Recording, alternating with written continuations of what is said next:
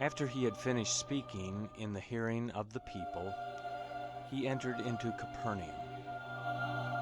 A certain centurion's servant who was dear to him was sick and at the point of death. When he heard about Jesus, he sent to him elders of the Jews, asking him to come and save his servant. When they came to Jesus, they begged him earnestly, saying, "He is worthy for you to do this for him, for he loves our nation, and he built our synagogue for us." Jesus went with them. When he was now not far from the house, the centurion sent friends to him, saying to him, "Lord, don't trouble yourself, for I am not worthy for you to come under my roof. Therefore I didn't even think myself worthy to come to you. But say the word, and my servant will be healed. For I also am a man placed under authority, having under myself soldiers. I tell this one, go, and he goes, and to another, come, and he comes, and to my servant, do this, and he does it."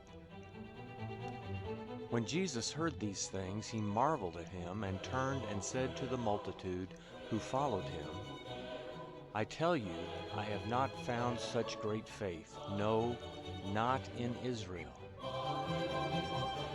Those who were sent, returning to the house, found that the servant who had been sick was well. Soon afterwards he went to a city called Nain. Many of his disciples, along with a great multitude, went with him. Now when he came near to the gate of the city, behold, one who was dead was carried out, the only son of his mother, and she was a widow. Many people of the city were with her. When the Lord saw her, he had compassion on her, and said to her, "Don't cry." He came near and touched the coffin, and the bearers stood still. He said, "Young man, I tell you, arise." He who was dead sat up and began to speak. And he gave him to his mother. Fear took hold of all, and they glorified God, saying, "A great prophet has arisen among us, and God has visited his people." This report went out concerning him in the whole of Judea and in all the surrounding region. The disciples of John told him about all these things.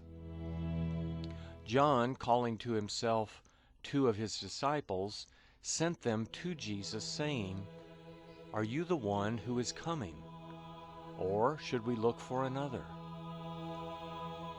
When the men had come to him, they said, "John the Baptizer has sent us to you, saying, 'Are you he who comes, or should we look for another?'"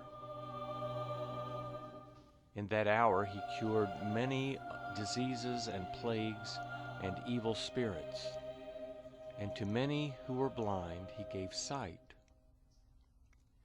Jesus answered them, "Go and tell John the things which you have seen and heard, that the blind receive their sight, the lame walk, the lepers are cleansed, the deaf hear, the dead are raised up, and the poor have good news preached to them. Blessed is he who finds no occasion for stumbling in me." When John's messengers had departed, he began to tell the multitudes about John. "What did you go out into the wilderness to see? A reed shaken by the wind? But what did you go out to see? A man clothed in soft clothing? Behold, those who are gorgeously dressed and live delicately are in kings' courts. But what did you go out to see? A prophet? Yes, I tell you, and much more than a prophet. This is he of whom it is written, Behold, I send my messenger before your face, who will prepare your way before you. For I tell you, among those who are born of women, there is not a greater prophet than John the Baptizer. Yet he who is least in God's kingdom is greater than he. When all the people and the tax collectors heard this, they declared God to be just, having been baptized with John's baptism. But the Pharisees and the lawyers rejected the counsel of God, not being baptized by him themselves. To what then should I compare the people of this generation? What are they like? They are like children who sit in the marketplace and call to one another, saying, We piped to you, and you didn't dance. We mourned, and you didn't weep. For John the Baptizer came neither eating bread nor drinking wine, and you say, He has a demon. The Son of Man has come eating and drinking, and you say, Behold, a gluttonous man and a drunkard, a friend of tax collectors and sinners. Wisdom is justified by all her children. One of the Pharisees invited him to eat with him. He entered into the Pharisee's house and sat at the table. Behold, a woman in the city who was a sinner, when she knew that he was reclining in the Pharisee's house, brought an alabaster jar of ointment. Standing behind at his feet weeping, she began to wet his feet with her tears, and she wiped them with the hair of her head, kissed his feet, and anointed them with the ointment. Now when the Pharisee who had invited him saw it, he said to himself, This man, if he were a prophet, would have perceived who and what kind of woman this is who touches him, that she is a sinner. Jesus answered him, Simon, I have something to tell you. He said, Teacher, say on. A certain lender had 2 debtors. The one owed 500 denarii, the other 50. When they couldn't pay, he forgave them both. Which of them therefore will love him most? Simon answered, He, I suppose, to whom he forgave the most.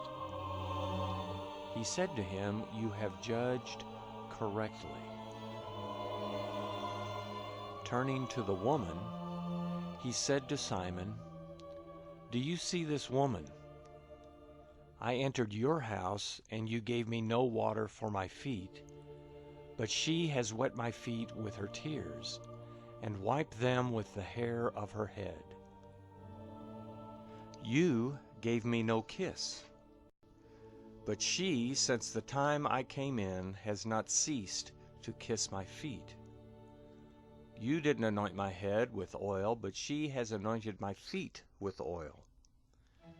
Therefore I tell you, her sins, which are many, are forgiven, for she loved much.